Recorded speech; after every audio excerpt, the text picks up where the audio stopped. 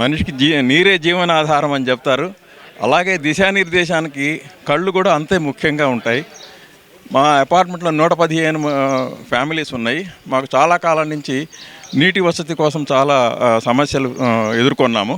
చివరికి అందరం తల సహకారంతో ఆర్థికంగా కలెక్ట్ చేసుకొని మన ఈ నూతన లక్ష్మి గారు సెక్రటరీ గారు వారి అకుంఠిత దీక్ష మా అందరి సహకారంతో ఇప్పటికీ మా కళల సహకారం నిజమవుతుంది. అయితే ఇందాక నేను అన్నట్టుగా దిశానిర్దేశానికి 2 కళ్ళు ఎంతో ముఖ్యమైనవి. అలాగే మన ఎమ్మెల్యే గారు మన లక్ష్మారెడ్డి గారు, దేవందర్ రెడ్డి గారు వీళ్ళిద్దరు మాకు రెండు కళ్ళు లాంటి వాళ్ళు.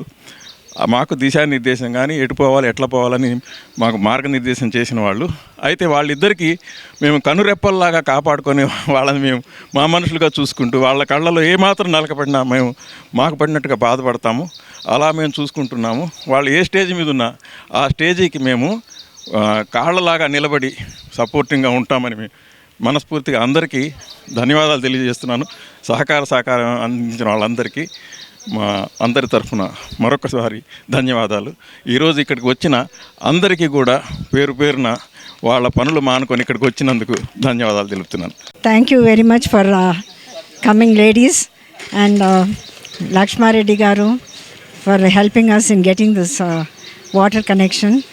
We are blessed to be in the society with so much cooperation with all the members of the Gulmar Gardens. Without their help, we wouldn't have started this project. And anyway, thank you very much for being there for us.